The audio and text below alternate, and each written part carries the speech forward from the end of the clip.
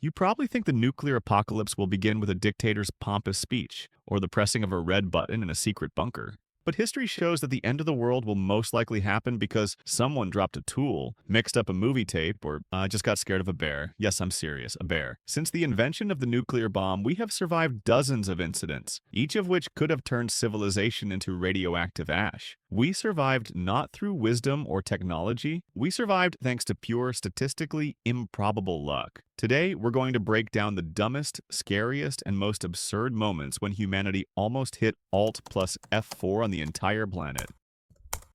Get ready. It's going to be scary and a little embarrassing for our species. Let's go. Let's start with the physical fails level, or as the military calls it, a broken arrow.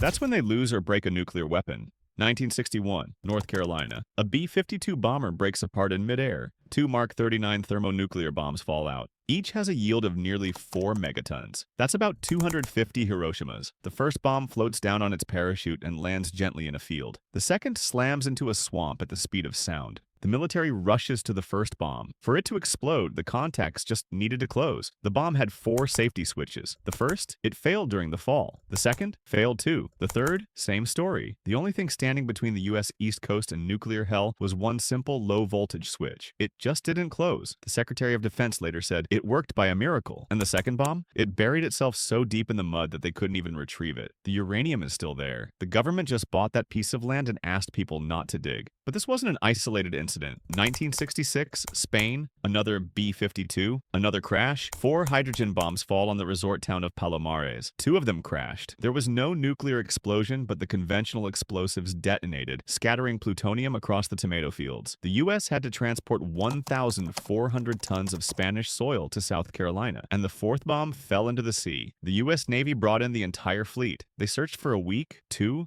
a month, nothing. The bomb was gone. Local fisherman Francisco Simo-Ort says, "Hey, I saw it fall right over there." The military, with their super radars, reply, "Step aside, old man. We are professionals." After 80 days and millions of dollars, they sail where Paco pointed, and they find the bomb. Moral, always listen to Spanish fishermen.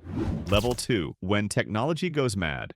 1960, Thule Base, Greenland. The newest early warning system shrieks, "Massive USSR attack. Probability 99.9%. Command is in panic. But someone asked the question, why would Khrushchev start a war right now? After all, Nikita Khrushchev is currently in New York at this very moment. It's unlikely the General Secretary of the USSR decided to destroy the city he himself is sitting in. It turned out a powerful radar caught the rising moon. The computer had never seen the moon before and decided it was 1,000 missiles. 1979, 3 a.m. NORAD computers show 2,000 Soviet missiles inbound toward the USA. Presidential advisor Brzezinski is woken by a call. Brzezinski decides not to wake his wife so she would die instantly in her sleep, rather than in panic. This is a real fact. Very sweet of him. But the satellites are silent. It turned out the night duty officer had loaded a training tape with a doomsday scenario into the combat computer, and forgot to tell the system it was a drill. A year later, another false alarm. This time, a 46-cent microchip is to blame. It just burned out and started outputting random numbers instead of zeros. But the funniest thing happened in 1962, at the height of the Cuban Missile Crisis. A guard at a base in Duluth sees a saboteur climbing over the fence. He shoots and hits the alarm button. At a neighboring base, due to a wiring error, instead of the intrusion signal, the nuclear war siren goes off. Pilots jump into interceptors loaded with nuclear missiles. They are already taxiing for takeoff to start World War III. They are stopped by a jeep blocking the runway. The saboteur? It was a black bear. We almost destroyed the world because of Winnie the Pooh. 1983. Stanislav Petrov. The Oko system reports the USA launched 5 missiles. Petrov thinks if the Americans attack, they'll launch hundreds of missiles, not 5. He declares it a false alarm, and turns out to be right. The satellite-confused sun glints off clouds with missiles.